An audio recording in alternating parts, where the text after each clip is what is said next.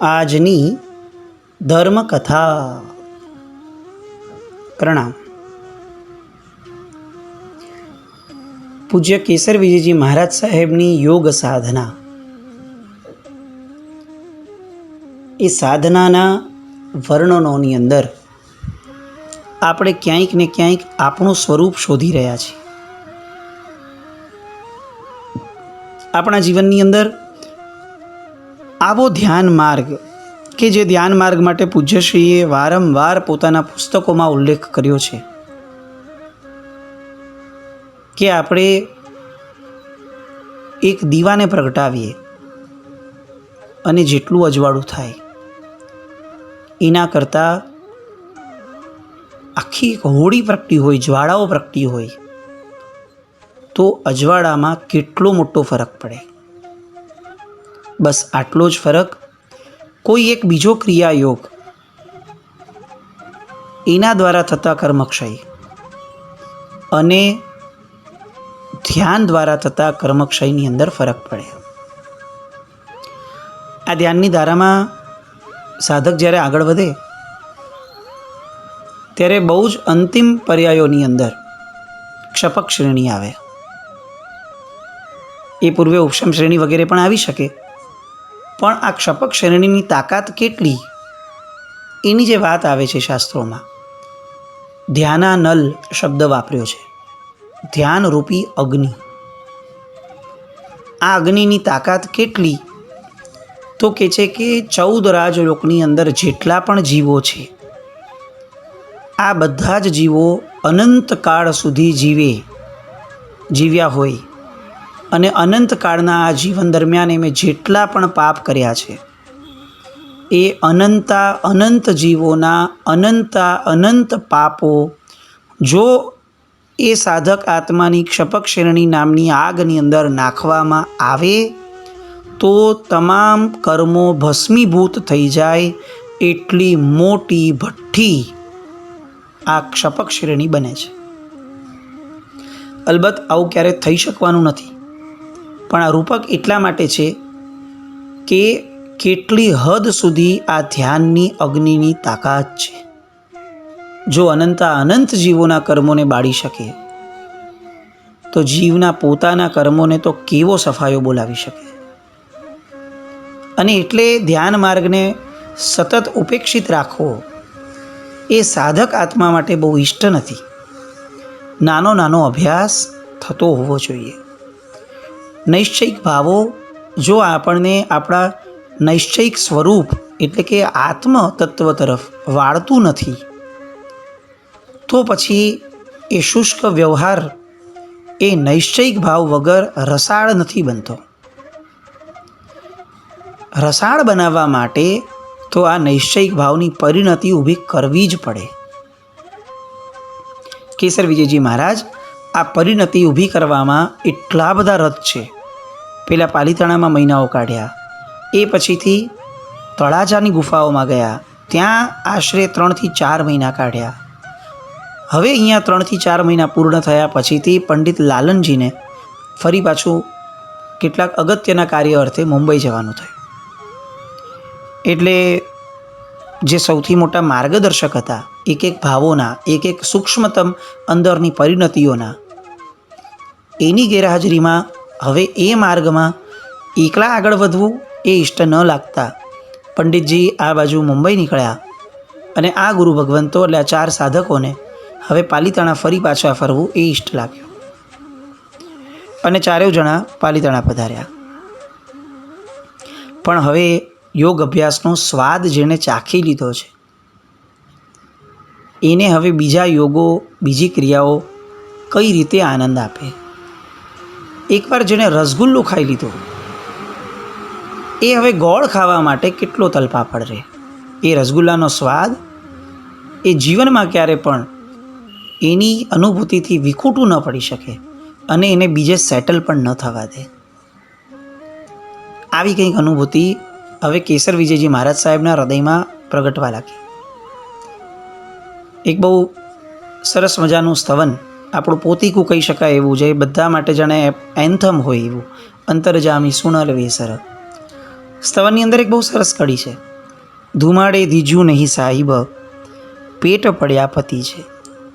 રસોઈ ગમે તેટલી સારી હોય, સારામાં સારો સ્મેલવાળો એની અંદરથી ધુમાડો નીકળતો હોય, આ બધું જોયા પછી મન તરબતર થઈ જતું હોય, આ બધું હોવા છતાં જ્યાં સુધી એ પેટમાં નથી પડતું ત્યાં સુધી કામ પતતું નથી. ભગવાન મોક્ષરૂપી ધુમાડાઓ બતાવો છો, આનંદ છે, પણ એટલા માત્રથી મારું કામ પતશે નહીં. મારું કામ તો મને મોક્ષ આપશો ત્યારે જ પતશે. આવો એક સુંદર મજાનો ભાવ આ સ્તવનમાં. અને આવા ભાવની અનુભૂતિઓ જાણે કેસર વિજયજી મહારાજ સાહેબ પોતાના જીવનમાં કરી રહ્યા હોય એવું લાગ્યું. આટલો બધો ધ્યાન સેવ્યો છે, હવે તો પેટ પડ્યા પતિ છે. એ પેટમાં જવો જોઈએ, એની વાતોચીતો ન થવી જોઈએ. વાતચીત કરનારો માણસ એ ફક્ત એક જ કામ કરી શકે છે, વાતચીત. સિદ્ધિ પ્રાપ્ત કરવી છે એને વાતચીતમાં રસ જ નથી. એ વાતચીત નામના સ્ટેશન ઉપર એટલી જ વાર ઊભો રહે છે જેટલી વાર એને આગળ વધવા માટે જરૂરી છે. અને હવે કેસર વિજયજી મહારાજ સાહેબ ફરીથી એ અમૃત ભોજનનો સ્વાદ ચાખવા માટે પાલીતાણા આવ્યા પછી પણ એની અંદર જ રત થયા. નિર્ણય લેવામાં આવ્યો કે ધર્મશાળાની અંદર આપણે રહેશું. લોકોનો આગ્રહ, લોકોનો સંગ વધુ થાય છે, વાત સાચી છે, આગ્રહ બહુ જ છે, પણ આપણે એટલું નક્કી કરીએ કે સાંજે 4 થી 5 સિવાય એક પણ વ્યક્તિનું મુખ જોવું નહીં, કોઈને સમય આપવો નહીં. બાકીનો બધો જ સમય એક જ તત્વને આપવો, પોતાનો આત્મા. કઈ લગ્ની લાગી હશે કેસર વિજયજી મહારાજને, અને આપણે કયા આવા મહાપુરુષને ભૂલાવી બેઠા છીએ. કેટલાય આપણામાંના એવા હશે જેને આ નામ સુદ્ધા યાદ નહીં હોય, ખ્યાલમાં નહીં હોય. અને આ ઉત્તમ આત્મા જે ભાથું આપી ગયા છે એ ભૂમિકા તો હજી હવે આગળ આવશે, પણ પોતે આ ભૂમિકા સુધી પહોંચવા માટે કેવી મથામણ કરી ચૂક્યા છે એ વાતો સાંભળતા દંગ રહી જવાય એવી સ્થિતિ છે. સૂત્રોના વાંચન શરૂ થયા. યોગબિંદુ, અનેક અલગ યોગ ગ્રંથો, યોગ દ્રષ્ટિ, જ્ઞાનાર્ણવ વગેરે પુસ્તકો સાધ્યત વાંચ્યા એમ નહીં, સાધ્યત એને સાધ્યા.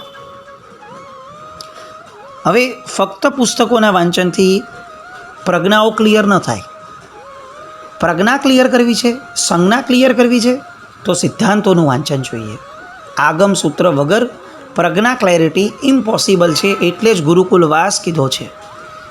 ગુરુની નિશ્રામાં અભ્યાસ થવો જોઈએ. અત્યારે ગુરુ તરીકે આગમ ગ્રંથોને રાખી અને આ મહાત્માઓએ શ્રી આચારાંગ સૂત્ર, શ્રી સૂર્યગડાંગ સૂત્ર, શ્રી સમવાયાંગ સૂત્ર, શ્રી ભગવતીજી, શ્રી જ્ઞાતા સૂત્ર, ઉપાસક દશાંગ સૂત્ર, અંતગળ દશાંગ સૂત્ર, અનુત્તરોવવાઈ સૂત્ર, પ્રશ્ન વ્યાકરણ વિપાક સૂત્ર, રાયપસેણી, નંદી સૂત્ર, પન્નવણા આદિ અંગો અને ઉપાંગો વગેરે સૂત્રોનો સમજણપૂર્વક અભ્યાસ શરૂ કર્યો. અને આ બધું ભણવા સમયે આ બધામાંથી સારભૂત તત્વ શું લેવું છે એની જાગૃતિ અખંડપણે એમનામાં વર્તી.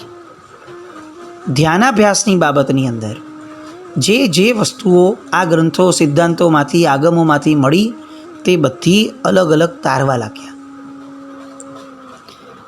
આપણે જ્યારે કેસરસુરી મહારાજ સાહેબના પુસ્તકો વાંચીએ ને ત્યારે આપણને એવું લાગે કે આ કેસરસુરી મહારાજના લખેલા પુસ્તકો છે, પણ આ બધા જ પુસ્તકોના અંશો એ આ બધા અંગ ઉપાંગો કે જેના નામ સાંભળવા પણ આપણી માટે દુષ્કર છે એમાંથી તારવેલા અંશો અને એમાંથી જે એમણે જીવ્યા છે એવા અનુભવોથી પ્રચુર એમના પુસ્તકો છે.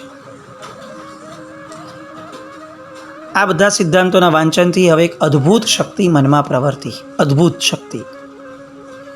એમનું જ્ઞાન એટલું બધું સહજ વૃદ્ધિ પામવા લાગ્યું કે હવે એમને યોગાભ્યાસ, ધ્યાન સૂત્ર અને સૂત્ર વાંચનની તલ્લીનતા બહુ જ સહજતાથી આવવા લાગી. મનને વાળવું ન પડે, હવે મન જ સ્થિર થઈ ગયું હોય એવી ગજબનાક દશાની અંદર સાહેબ પ્રવેશ્યા. આ પ્રવેશ કરવાના લીધે સાહેબને જે એક સિદ્ધિ પ્રાપ્ત થઈ, ત્રાટક એમણે સિદ્ધ કર્યું હતું, એ આપણે જોયું.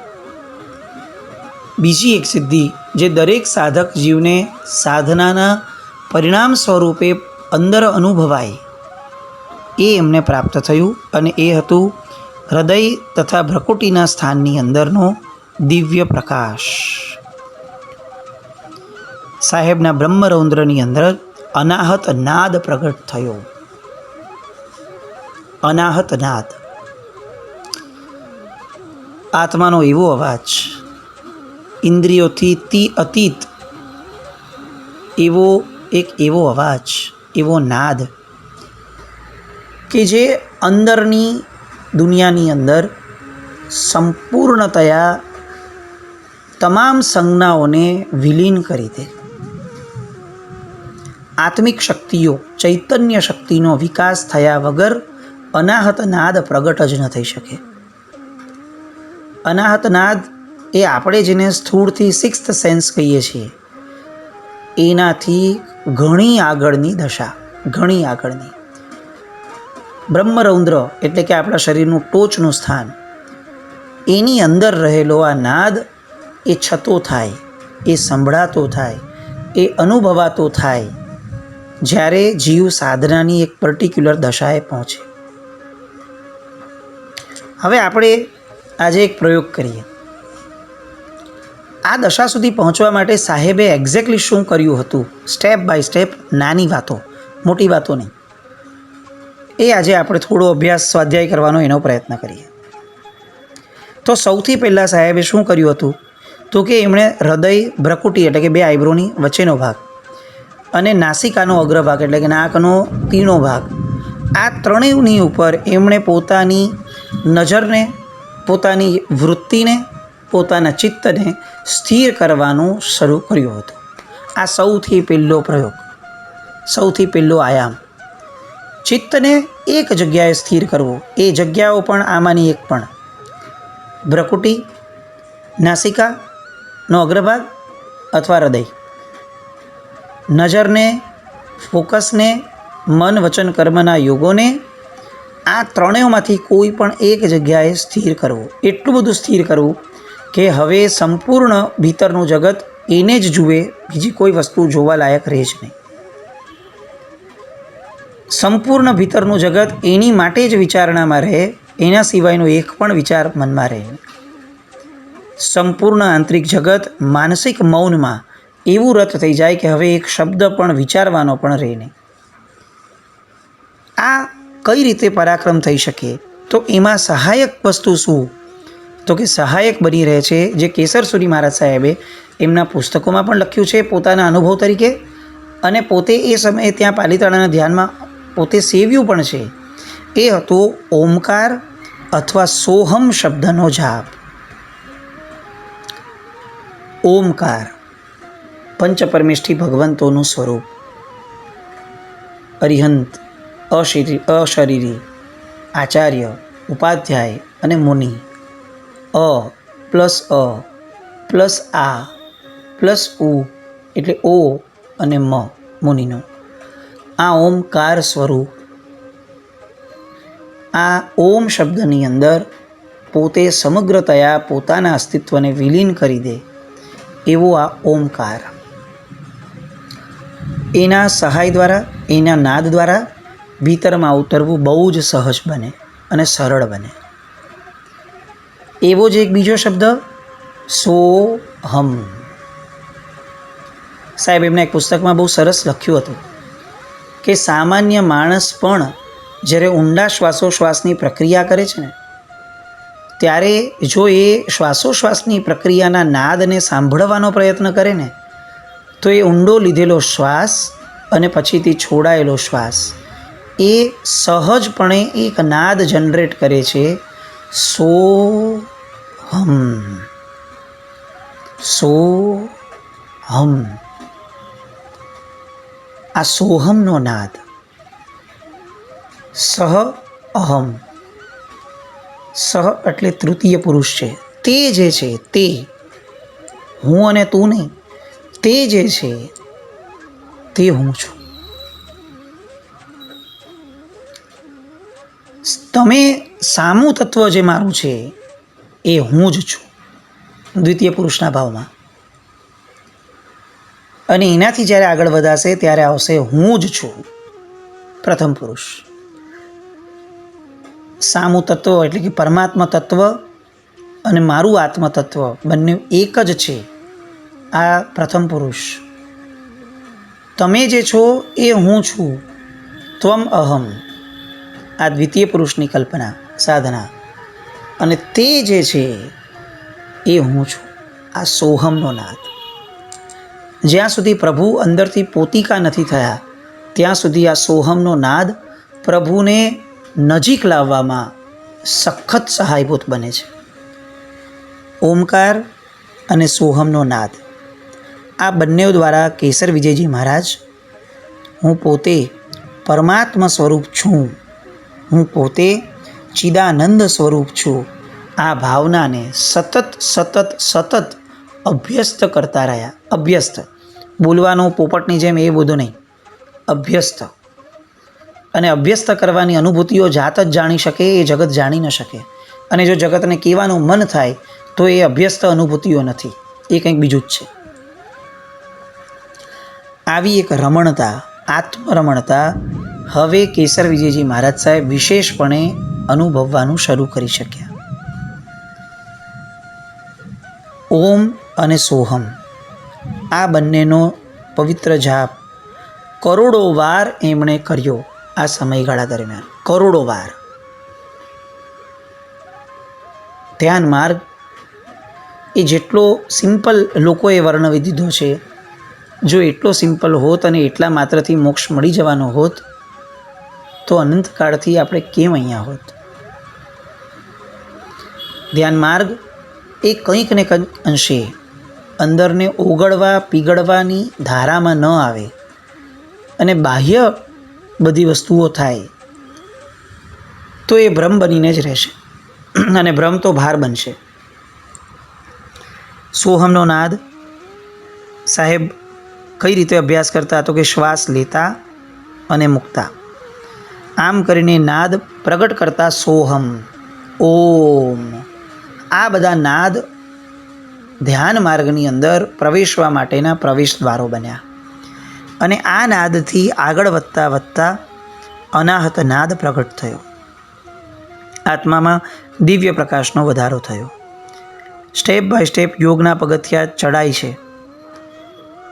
પર્યુષણા આવ્યા, શ્રાવકો આવ્યા અને સાહેબને વિનંતી કરી કે સાહેબ આપ છો બિરાજમાન છો, અમે અહીંયા બિરાજમાન છીએ, સાહેબ પર્યુષણાની આરાધના કરવા માટે તો પધારો. ના પાડવાનો પ્રશ્ન જ ન હતો. પર્યુષણા પર્વ છે અને સાહેબના શાંત રસથી ભરપૂર એવા પ્રવચનો 8 દિવસના શરૂ થયા. લોકો એમાં ને એમાં જ રચ્યા પચ્યા રહેવા લાગ્યા. અને આ પ્રવચનોના યોગ જે સહજપણે અંદરથી સ્ફૂરતા હતા, કોઈ પણ જાતના પ્રયત્નો વગર, એ આ મહાત્માઓને, સાધક આત્માઓને જબરદસ્ત આનંદની અનુભૂતિ કરાવતા રહ્યા.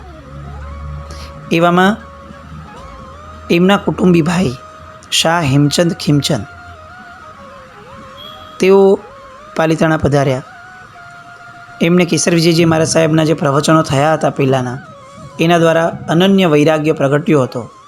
એ વૈરાગ્યને હવે એમણે ડેસ્ટિનેશન આપવું હતું અને એટલે એમણે સાહેબ પાસે આવી અને દીક્ષાની માંગણી કરી. કેસર વિજયજી મહારાજ સાહેબે સ્પષ્ટપણે જણાવ્યું કે આ બધી વાતો ગુરુ મહારાજને આધીન છે. સાહેબ સુરત બિરાજમાન છે, આપ સુરત જાઓ અને ગુરુ મહારાજ જે કહે તે રીતે આપ આગળ વધો. સંવત 1959 કારતક વદ 5મના દિવસે એમની દીક્ષા થઈ. દર્શન વિજયજી મહારાજ સાહેબ નામ અપાયું અને કેસર વિજયજી મહારાજના શિષ્ય તરીકે એમને જાહેર કરવામાં આવ્યા.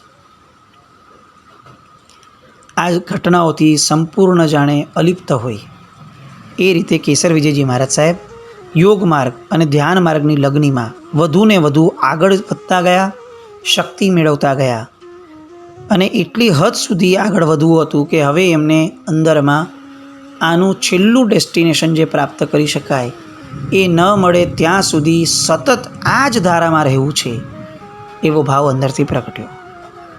હવે એમને પાલિતાણાનો સામાન્ય રીતે કરવો પડતો વ્યવહાર પણ ભાર લાગવા લાગ્યો. અને બધા મહાત્માઓ ભેગા થાય છે અને ભેગા થઈ અને એક નિર્ણય કરે છે. કયો નિર્ણય કરે છે? એ નિર્ણય બાદ કઈ દિશામાં આગળ વધાય છે, એ બધી વાતો આવતીકાલે જોઈએ. જીન આજ્ઞા વિરુદ્ધ કંઈ પણ બોલાયું હોય તો મિચ્છામિ દુક્કડમ. જૈનમ જયતિ શાસનમ.